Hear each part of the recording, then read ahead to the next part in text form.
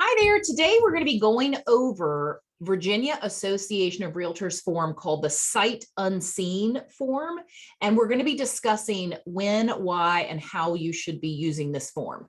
So the first thing I want to do is I want to share my screen with you. And you will see I am on the Zip Forms, which is our standard forms provider. I'm going to click here to all forms. And if you've not used this trick before, you have more than just the default forms library of the Roanoke Valley Association of Realtors. You also have the Virginia Realtors and the Virginia Realtors legal size. Don't know why you need a legal size, but it's still there.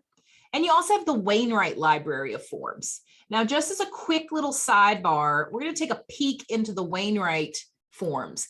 We have a new file form here that we would adore for y'all to use when you submit a new file. So when you have a new purchase agreement, a new purchase contract, you're going to fill out and submit this new file form with your file.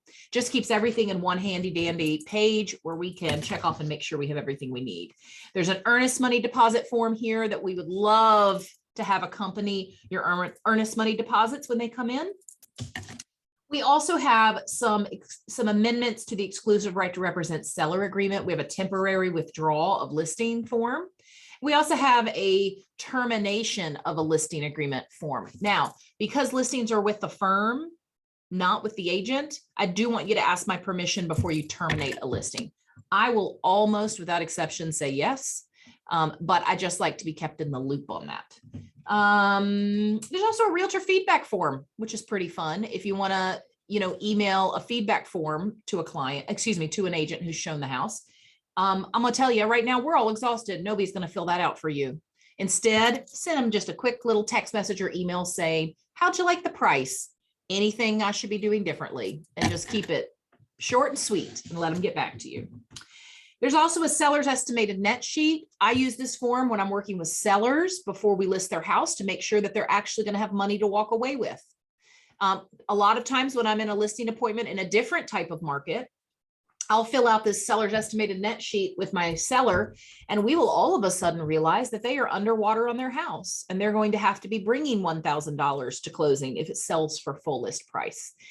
So even though that is disappointing news, I certainly would rather be having that conversation with them prior to us putting it on the MLS than when we get an offer and we realize that we have no wiggle room and that we're actually underwater. So the seller's estimated net sheet is a really big part of my listing presentation for me to be able to discuss and for me to get an idea financially how my seller clients are going to be in this transaction. And then we also have a walkthrough and acceptance report.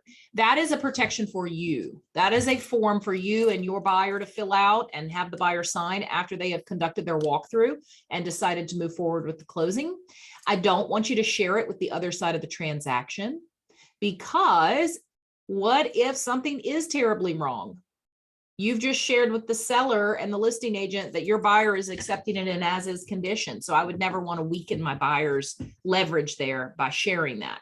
Instead, it's just a form for you and your buyer so that the buyer later can't say they didn't have an opportunity to conduct a walkthrough and make sure everything was the way it was supposed to be. So now let's switch libraries here. So I'm in the forms library and I'll do it again. I'm going to go to all forms. I'm going to switch my library. It will almost always be defaulted to the Roanoke Valley Association of Realtors. I'm going to switch to Virginia Realtors. There are a lot of forms, I mean, we're just barely out of the amendment section here. So these are the forms that are available to every single realtor in the state of Virginia. They are provided by the Virginia Association of Realtors. And for the bulk of the state, this is what they're using. We're a little bit of an odd duck over here having our own set of forms. Now that speaks to what a professional and robust association we belong to. The Roanoke Valley Association of Realtors has done a stellar job producing these forms that we use, but there are some gaps. So one of those would be the sight unseen form. So we are going to go to that, and if memory serves, it's called the residential sight unseen form. So let me get down here to the R's. Now there are two of them. The top one, if I just hover, I can see the full title. And the full title for the top one is rental. The full title for the bottom one is sale. So I'm going to choose the bottom one, which is the residential sight unseen acknowledgement for a sale, not a rental. And what this says is this is an acknowledgement. This is, again, something between the buyer and the buyer's agent, because we're saying, hey, I know I video chatted with you through this house, but you have not stepped foot in this house yet, and you're buying this house. I know I've told you till I'm blue in the face that I don't want to pick your house out for you. You know, there are going to be things about this home, things about the neighborhood, things about the neighbors that are going to surprise you later because you were not here in person to look through this property.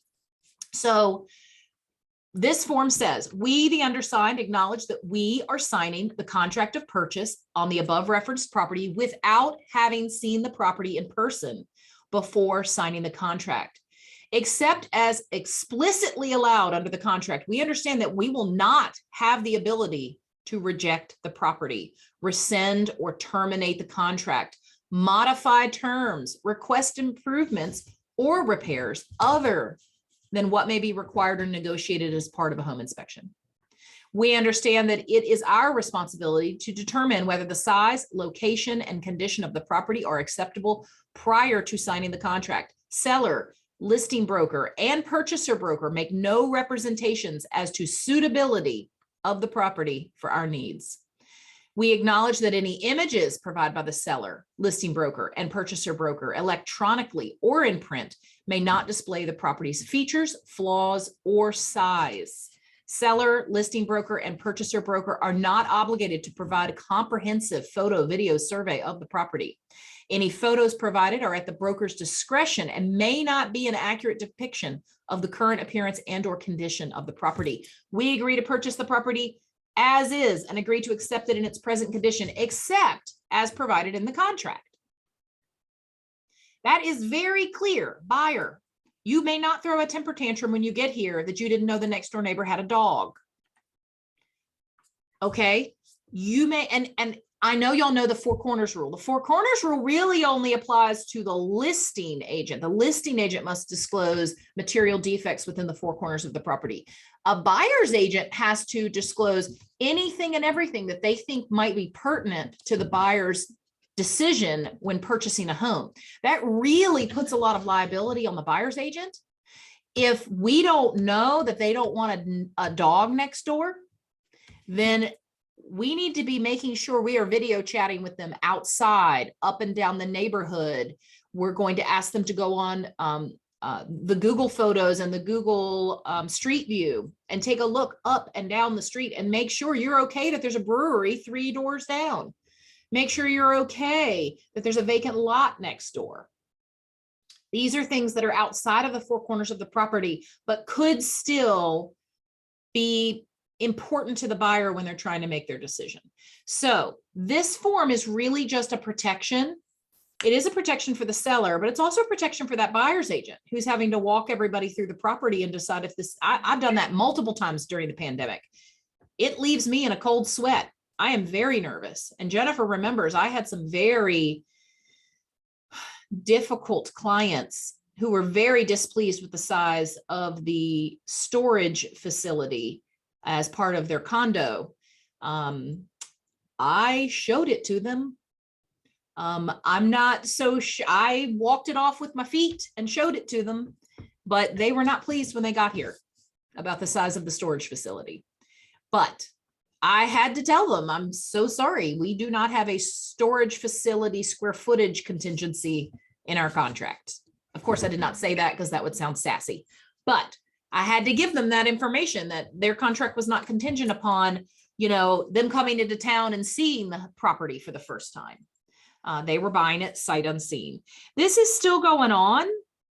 I just got a text message from an agent yesterday saying, hey, what can I do if somebody wants to buy a property and they've never even been inside of it or they can't get here to see it?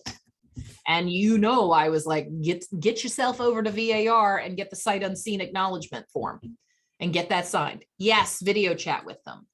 But as an aside, if you're going to video chat with your client in a home, you must have permission to do that.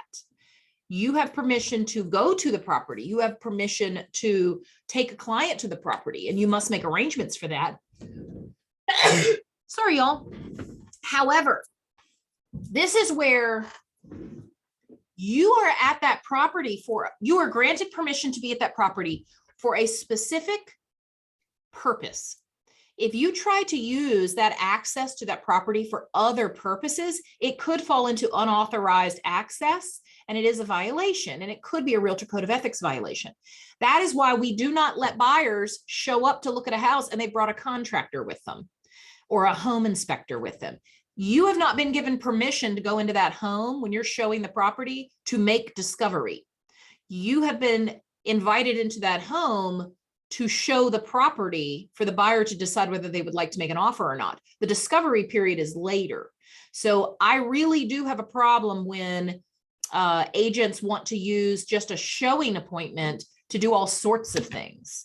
Also, I have seen it come up as a Realtor Code of Ethics violation when you're under contract and you just want an excuse to get back in that house and you don't want to be forthcoming with why. And so you say you want to get in there to make measurements. And the next thing the listing agent knows is, oh, well, I just happen to have my friend, a contractor, come with me. And we've discovered a bunch of stuff in the attic that we think is important for your seller to know about. You're going to have a very mad listing agent. The seller and the listing agent had not invited you back to the property to make discovery. You need to be truthful with what your access to the property is about. Otherwise, you could create a Realtor Code of Ethics violation. And don't let your buyer put you in an awkward position when they roll up and they've got a home inspector with them. You need to say, okay, I was not expecting you to bring an inspector. We do not have permission to take an inspector in the house. And they're going to say, but I'm buying this house. I have every right to inspect it. Yes, you do, under the proper circumstances and with the proper permissions. And I understand it's tempting when we've had 2 days of rain and you want to get a glimpse in that basement. Just tell them, hey, we're worried the basement's getting water. I would like to stop by after 2 days of rain and make sure there's no water in the basement. If they say no, you're going to want to reach out to me and find out why. And I am going to pause for a moment. And Miki, yes, please ask me whatever question you have. Okay. Sorry, I was trying to get myself unmuted. So I have a question along those lines, and I was obviously the listing agent, and the buyer's agent did ask me, and this was a as-is property, and the HVAC system was old, which they knew that. And he asked me if he could go in and have a contractor look at the HVAC system before we closed. And I didn't feel comfortable with that because I didn't want them to walk away from the deal. And so along those lines, I was just making sure that that was okay because we didn't allow them to go in with an HVAC guy. So what I'll say to that is there is a gray area there. Right. You are certainly allowed to conduct a walkthrough and make sure everything is still in functioning order. I think it is as is. However, it depends. And I'll tell you what it depends on. It depends on whether on that contract they check the box that it is or is not contingent upon inspections. Because is it 15? 15 is the inspection contingency section. And 15 is where you indicate whether it is or is not contingent upon inspections. 15A is the clause that will pertain if it is contingent upon inspections. And obviously then there's an inspection addendum and they're allowed to bring in inspectors. But 15B states that they still have a right to go and conduct a walkthrough or a pre-settlement inspection. And they don't even call it that. They call it a verification to make sure everything is in working order. Now, it does not address whether they are allowed to bring in specialists or not. But what I'll say is, if you're allowed to go in as a buyer and do a verification, there might be some things you can't verify as a layman person. I may not be able to verify something like, whatever it is I'm interested in verifying, termites or whatever. So I think there could be an argument made if you've checked the box that it is not contingent upon inspections. But right now, we're seeing contracts that are all over the place. They're saying, yes, it is contingent upon inspections, but then there's no inspection addendum. But then there's verbiage that it's going to be, if there's defects discovered in excess of $5,000, the buyer can terminate. We're going Wild West right now. And so everybody's going off script when it comes to these inspections. So quite frankly, Miki, it would depend on whether they check the box for is or is not contingent upon inspections and what their as is language says.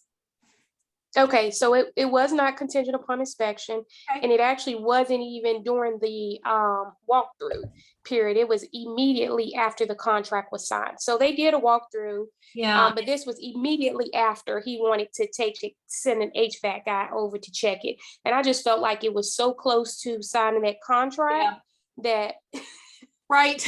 I know that they were bait and switching you. And, then it conflicts with Virginia statute that we're a buyer beware state, and that the buyer has to do their own due diligence. Well, if they can't take a specialist, how are they going to be able to, you don't want to ever, as the seller, look like you were keeping them from doing due diligence. You know what I mean? Correct. Like if a buyer and they knew it was old. I mean, it was an old unit. You could tell it was old. And that was one of the reasons why we priced it the way we priced it, because it worked, but it probably would eventually need work, especially because it was an investor.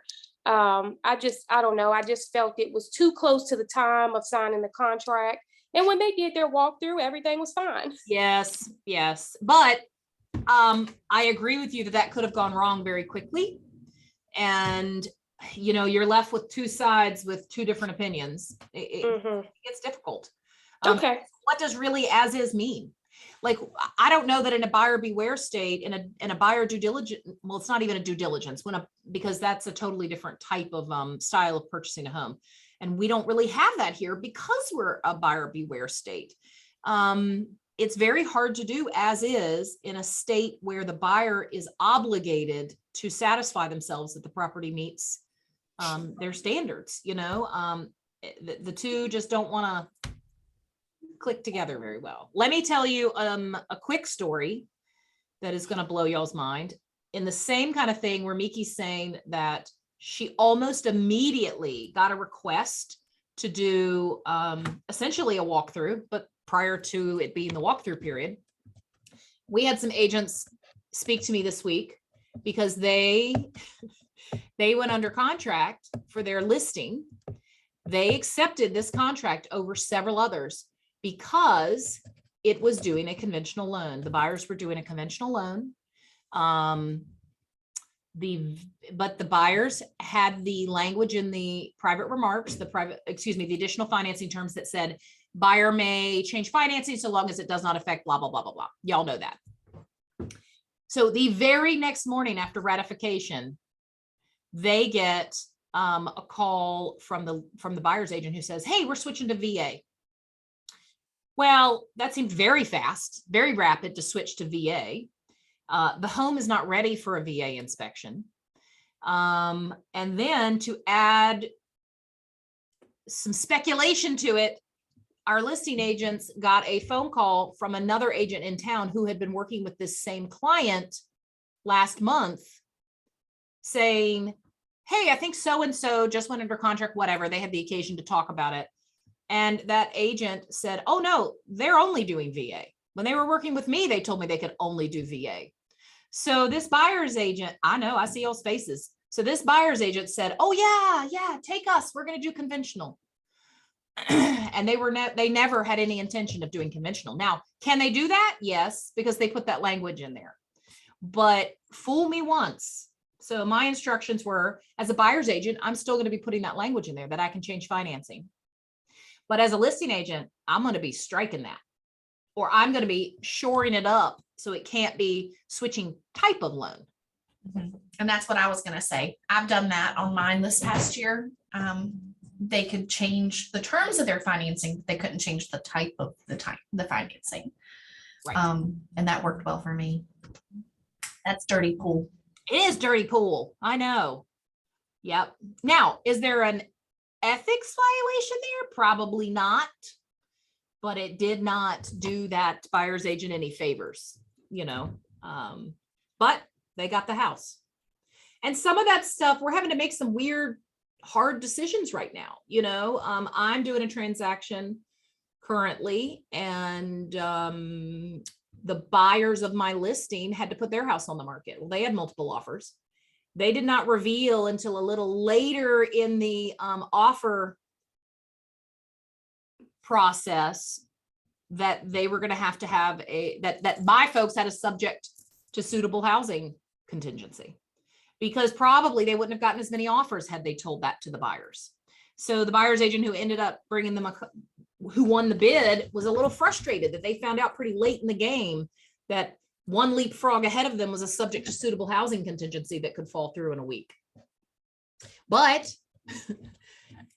they probably wouldn't have gotten that many offers for their seller had they disclosed it earlier in the process. So they still disclosed it prior to contract ratification, but it was a little late in the negotiations to be disclosing it, and it left sort of a bad taste in the mouth of the buyer's agent. However, they're working for the seller. There's a fine line. We have to treat all customers and clients. Well, customers, we have to treat honestly. That's it. We just have to treat them honestly. And I have to occasionally, I was counseling a very distraught and disgruntled buyer who is represented by one of our agents at the firm. He was pursuing a release, and the brokers had to get involved. And he wanted to complain about the professionalism of the broker, of the agent on the other side. And I just had to keep correcting him. The deadlines are there for a reason. They are within their right to respond on the deadline day. There is nothing to say. I mean, otherwise, it's not a deadline. You have the full. Do I want you to respond at 11:58 p.m. on the deadline day? No, I would very much enjoy a response a little sooner in the period of time that you have to respond, in the response time. Do you have to? No.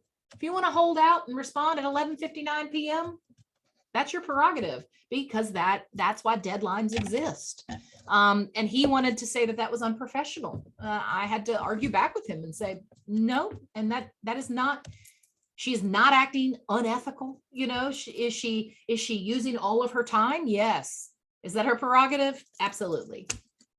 Yeah. A little too close for comfort for me. I always like to be one day ahead, because sometimes my brain likes to recalculate those days about 97 times an hour while I'm getting close to the deadline, and it just stresses me out too much. So I try to respond the day before, but that's just old paranoid me. So, okay, who has questions about the sight unseen form? I know we got a little off topic there, but it's still all on topic. Anybody? Has anybody used that form before?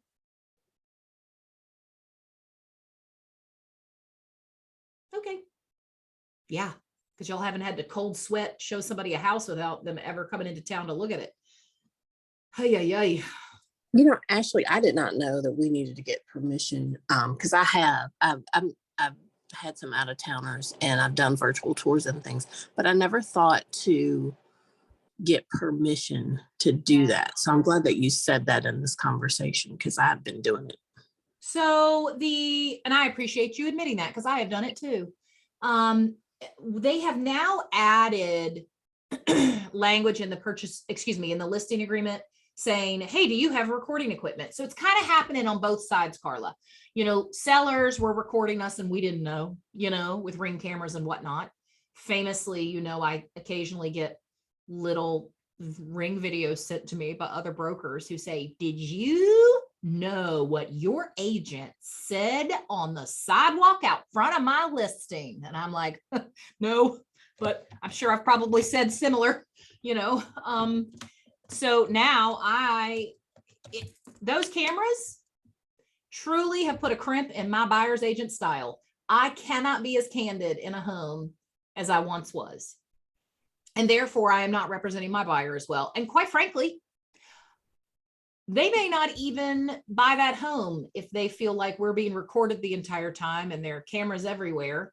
And I can't have a conversation with them about the suitability of the kitchen or the basement or the family room or the whatever. I'm not able to do my job when those cameras are going all the time. So I have been telling sellers, like, listen, lock up your valuables and turn off your cameras. Just let people experience your home. Let them say, oh, that is the ugliest backsplash I've ever seen. So that I can say, oh, please, backsplash is cheap. You know, you don't have to have a hot pink living room. We can paint that. Let me do my job without you calling me later to say, I cannot believe, because I don't want my buyers saying boo in those houses, because they're either going to reveal something that's going to hurt the feelings of the seller. And now if we're in a multiple offer situation, they're not going to give it to those hateful people who didn't like their, you know, electric blue black backsplash, or we're going to undermine our negotiating power because I'm going to have some buyer running on at the mouth about how they have to have this house. We have to have this house, Ashley. We have lost the last 8 houses, Ashley. We have got to have this house, you know, and y'all know those are the conversations that happen. And now I'm like, I remind them before we go in the door, I see a Ring camera. That means these people record stuff. We're going to be quiet. We're not going to talk in this house. We're going to walk through, and then we're going to go way up yonder up the street, and we're going to talk about it, because those Ring cameras, y'all, they got some legs on them. So That's what I was going to say. You used to think that you were safe outside the house, that you could talk. Oh, no, no, no. And that was a true story. We really did get that phone call. Yes. That really happened. And unfortunately, that agent, who I adore, was showing her best friend, her lifetime best friend, a house. So you can imagine how candid they were being with each other and what type of language, relaxed, casual language they were using with each other. It did not curl my hair, but I can see how a seller would be like, not knowing that was their best friend and thinking this is super unprofessional language, you know? I wave at them. If we're on the porch, I'll say, hey, there's a camera. I do too. I think excited to So see they them know go. that we know that there's cameras. Like I try to make that very known. Yep. Whenever In a I fun see way. a camera, I don't know where I see them, but whenever I see a camera, like, hey, Yep. And Miki is saying something. Let's see. She says, yikes, I've done video calls and haven't used the sight unseen form. Now, those are two separate things. Sight unseen form would be if they're going to make an offer on a house that they've not been in. I'm sure you understood that, but I just want to reiterate for everybody. Yes, they did make an offer. Oh, yeah. Yeah, me too. And I didn't use the forms either, Miki. I did like 4 of those during the pandemic. Yeah. I didn't use that form either.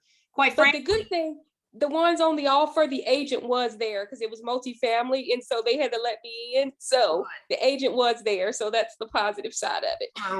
Great. That's good. And I just shoot the listing agent a quick message and say, hey, are you okay if I do a video chat tour or a video tour today? You know, and almost always they're fine with it. They want it live streamed. They don't want it recorded. You know, I did have to record one time and load it to a YouTube channel for my folks to watch it. And I just asked permission to do exactly that. And they were fine with that. It was my private YouTube channel. There's nothing on there, you know. It was pandemic time because I had to take a 9-year-old with me. He was dressed like a ninja with a big sword running around through the video the whole time. God, y'all, how did we ever survive it? How? Anyway. Happily, I don't have a little ninja with me now when I have to go show houses. Okay, so we're going to move on to what to tell clients about rising interest rates. If y'all don't have any more questions about that. Is the sight unseen form required? No. Is it a good idea? Maybe.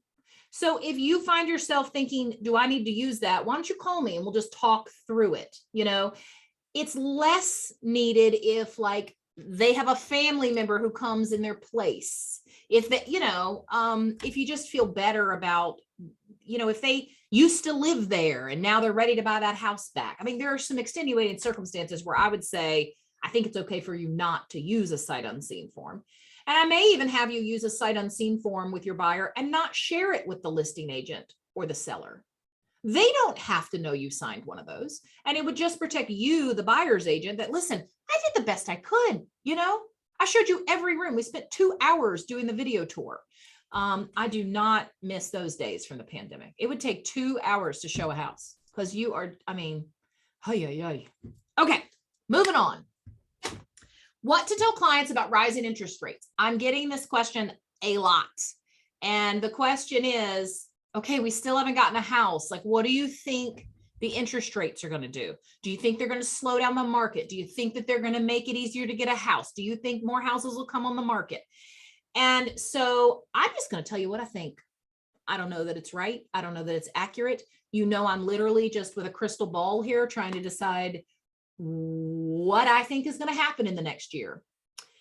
What I think is going to happen in the next year is interest rates are going to creep up. I don't think they're going to go up like gangbusters, but I think they're going to go up. And this is what I'm going to counsel you on that I counseled some clients on last night. These are some new clients. They were complaining that now that they're finally ready to look for a house and relocate here, interest rates are going to be 4%. Well, yes, but what I had to tell them was never in our wildest dreams did anyone think 2.5% interest rate was ever going to be a possibility. There is no way anybody was like, you know what, I bet one day we'll be able to get 2.5% on a 30-year mortgage. No one thought that. So we have to pretend in our minds that that never happened. It may happen again. I'm not so sure it will.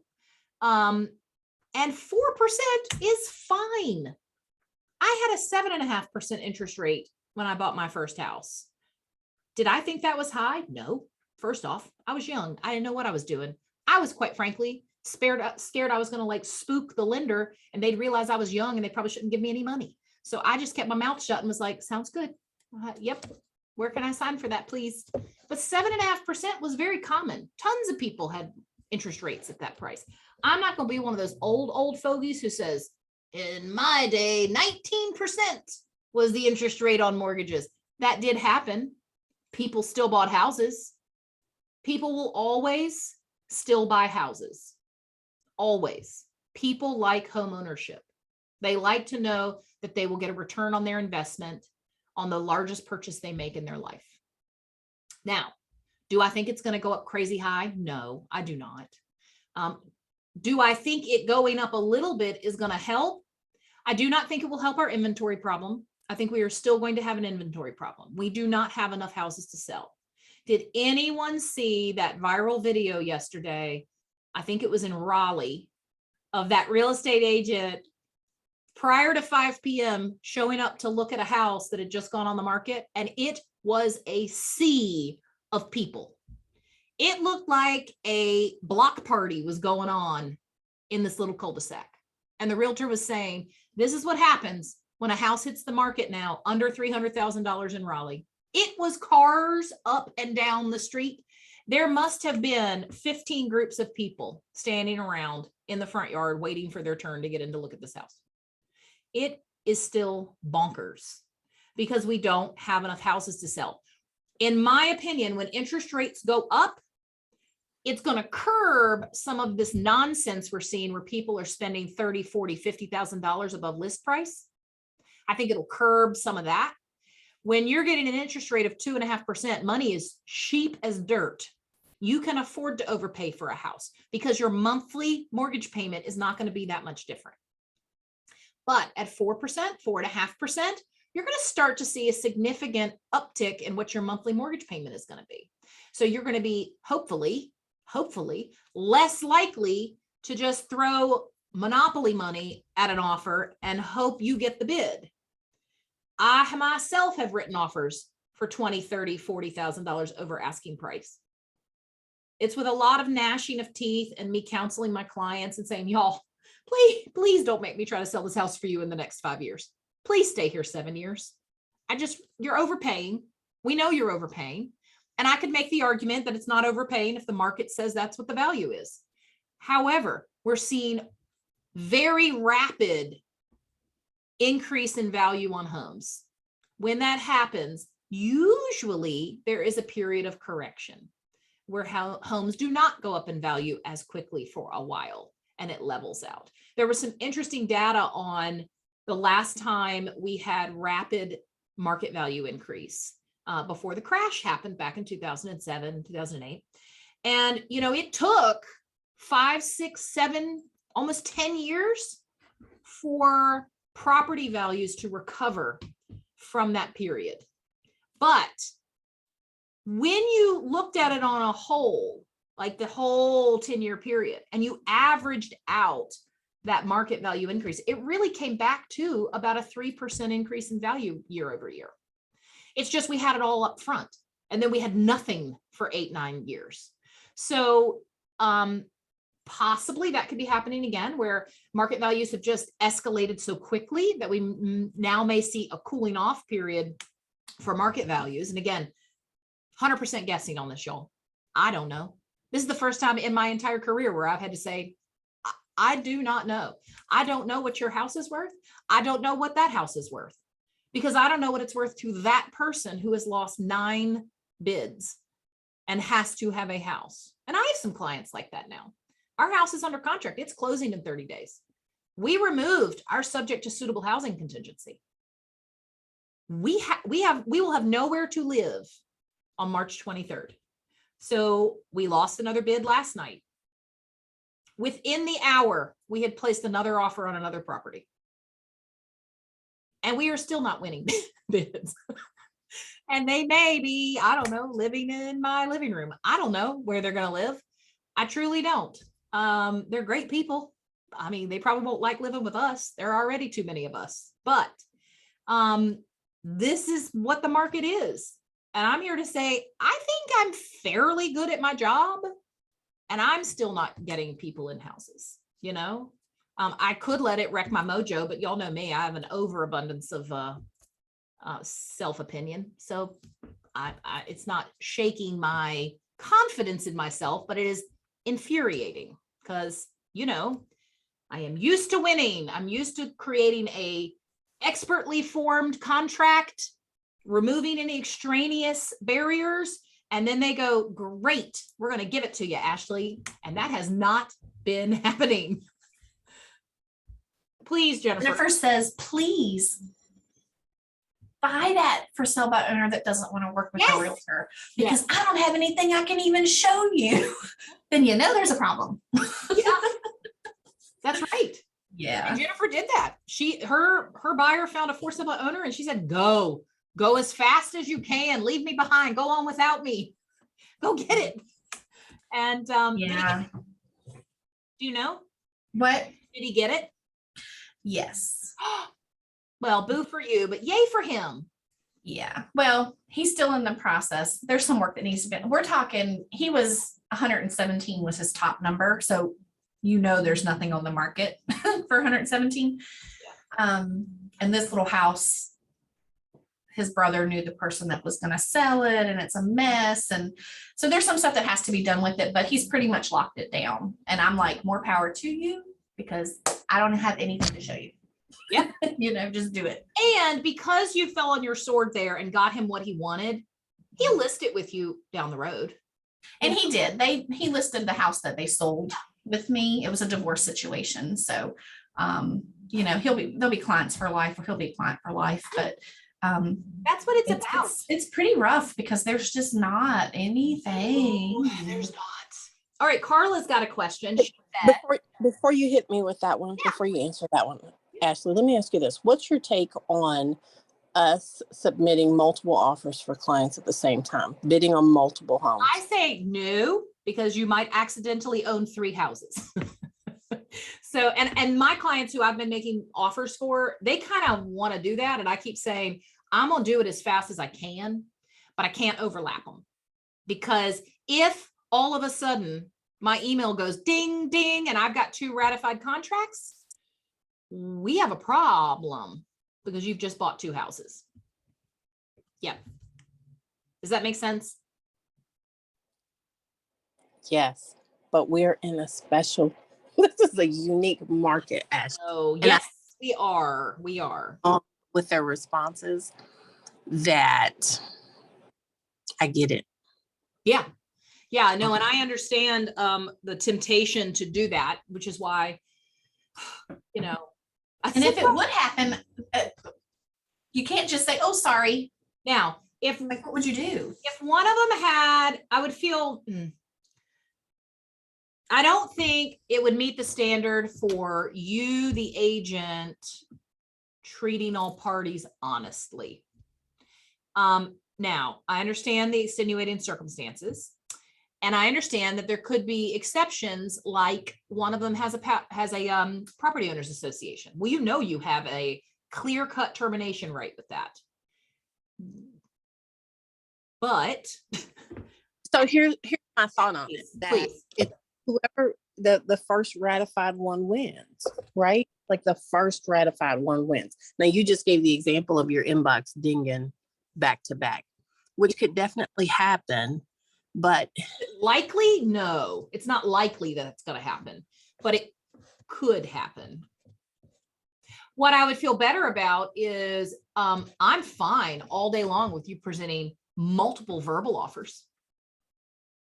You could call up both and say, hey, I want to make an offer of a 210 on your house. Will you check with your seller and see if they want me to write that up? Hey, will you check with your seller and find out if they would accept, 320 and let me know if I should write that up?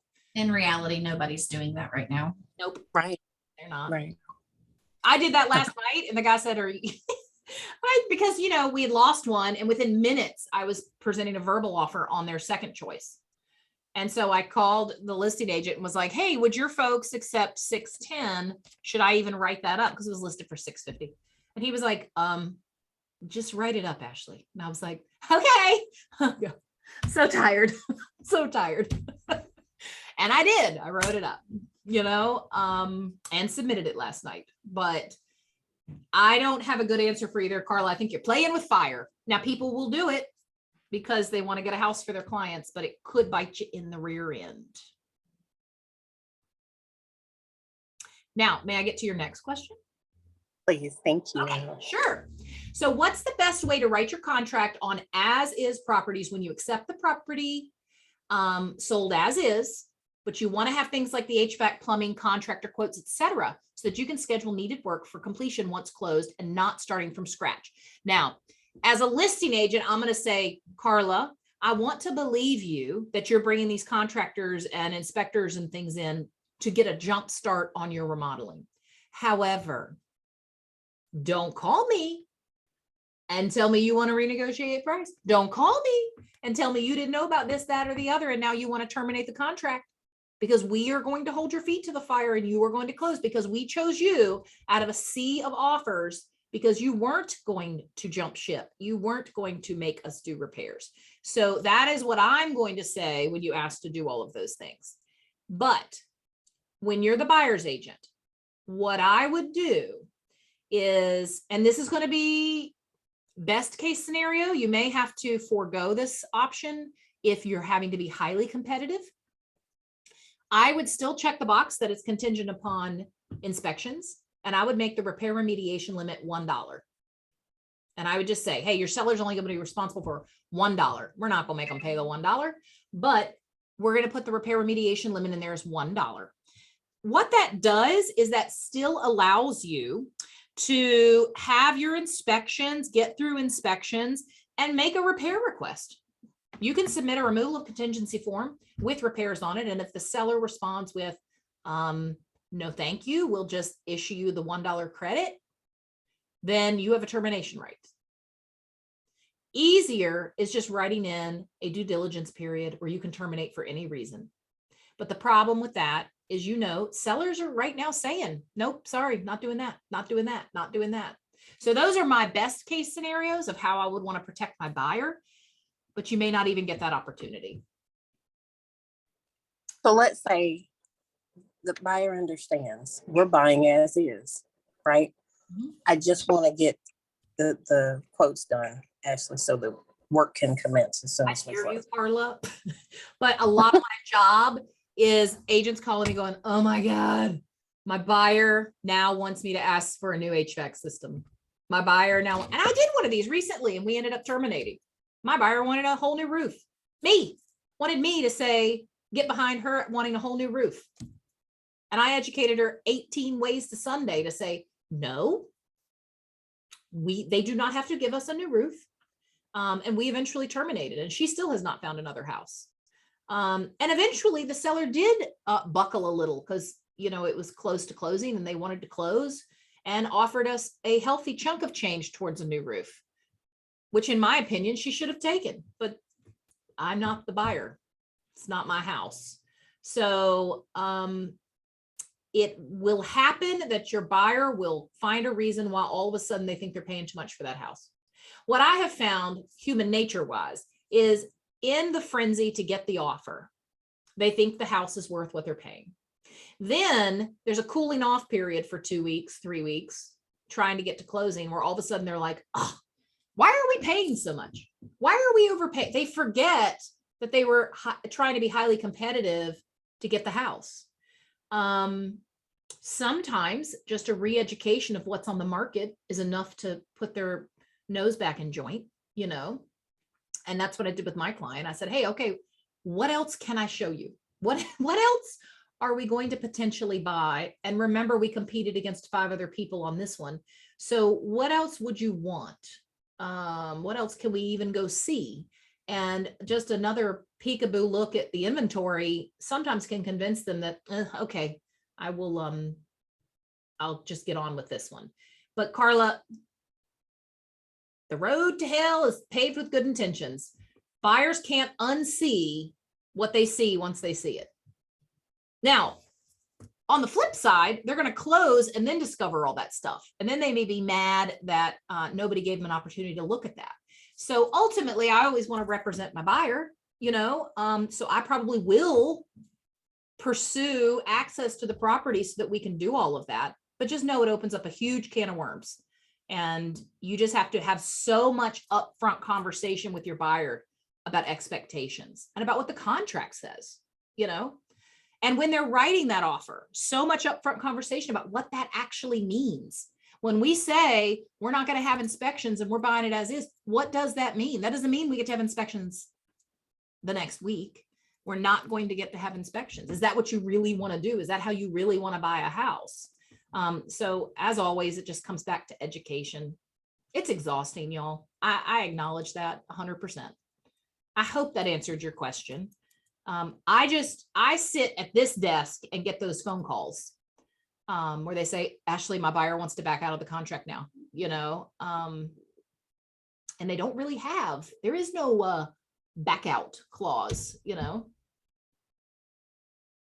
And what's the time frame for us shifting to due diligence? Do you know? So they have crafted the form, and it will never be truly a due diligence contract because of our Virginia statutes don't really allow due diligence because we're a buyer beware state. But I would suspect that we will have that new form this year. I know that seems like a long way away, but it will be sometime, I would say in the next 6 months, I would think they would release that.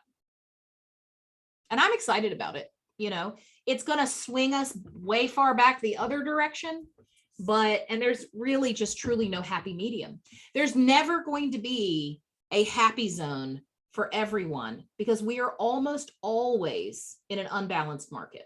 We're almost always either in a buyer's market or a seller's market. There's too many houses, there are too few houses. And if we start to see foreclosures start creeping onto the market, I still don't think we're going to swing wildly back to a buyer's market because we just have way too much pent-up demand. You think of how many buyers you have waiting in the wings, you know, and those are the buyers who've said, you know what, I'm gonna put on my boxing gloves and I'm ready to hit it. Let's get out in there and start elbowing and try to get a house. There are probably 5 more buyers, you know, who are just hanging out in the wings waiting for the market to improve. So we're going to still have low inventory. Anastasia asking if the font can be bigger. Well, interesting you should say that.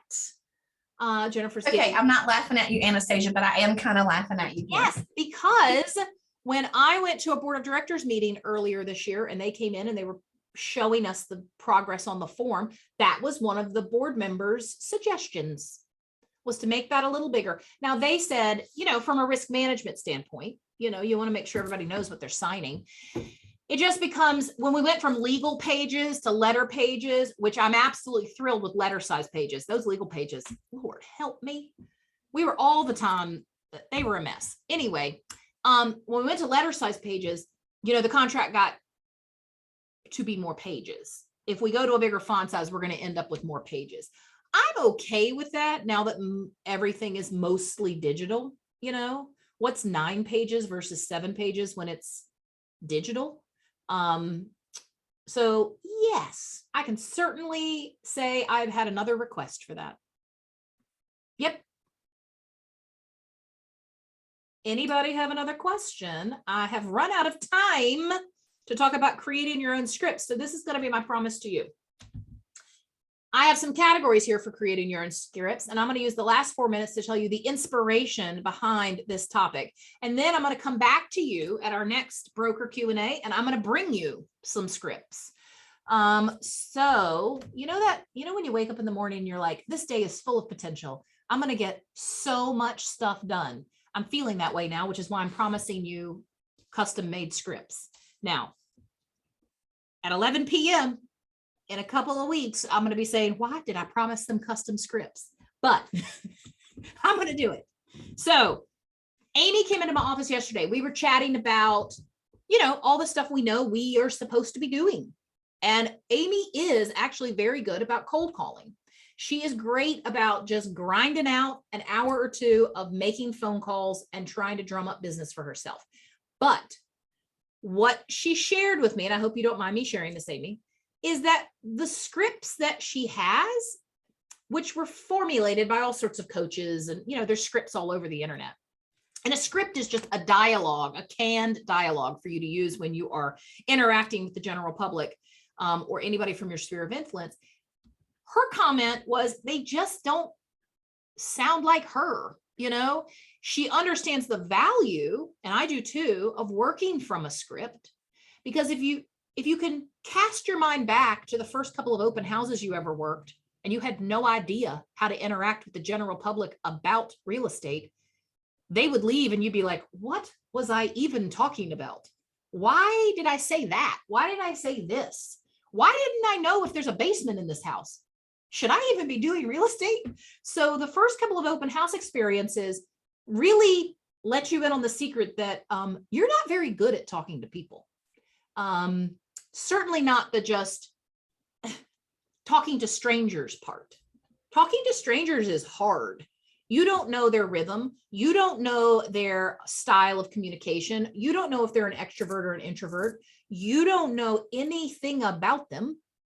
You have no common knowledge to riff on as a talking point. You are legit just talking to a stranger. You are trying to just it's like speed dating, working those open houses, Nobody's good at that until you have done it for a long, long time. I am a born talker, came out talking. So I can talk to anybody, anytime, anywhere, or anything, anytime, anywhere. Even I struggled in the beginning figuring out the rhythm of an open house conversation. Same with cold calling. At least with an open house, you've got an actual human standing in front of you. Cold calling, they're just a voice on the other end of the line. So scripts are very, very helpful. But her complaint was, these don't sound like me. They feel a little stiff. I know the techniques, you're supposed to go back and bring it back to real estate over and over again during the conversation.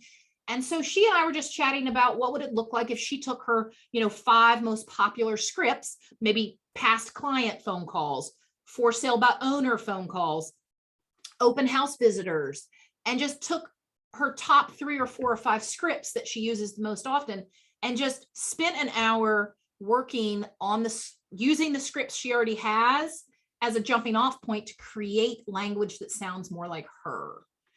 And she and I decided that would be a great place to start. She could be more excited about making those phone calls if she knew they sounded like her. Now she's going to make calls anyway, because she's a big believer in just doing the work that actually results in clients.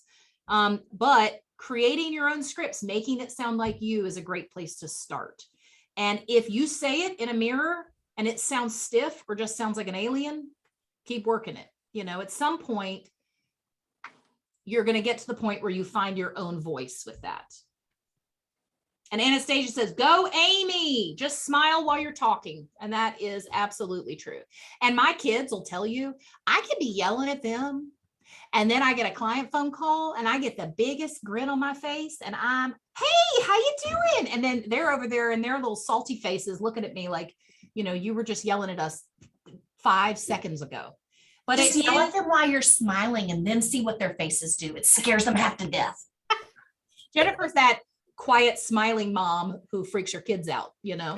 Oh no, what's happening? Yep. Is she going to give us ice cream or is she going to murder us? I honestly don't know. Yep.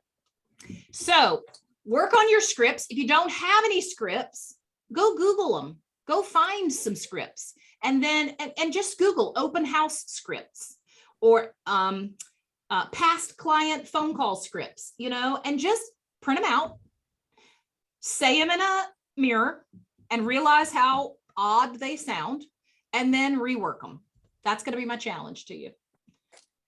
I'm sorry we ran out of time today, y'all, but I'm so happy y'all were here and I have got to jump on the next call. So if you want to come to new agent training,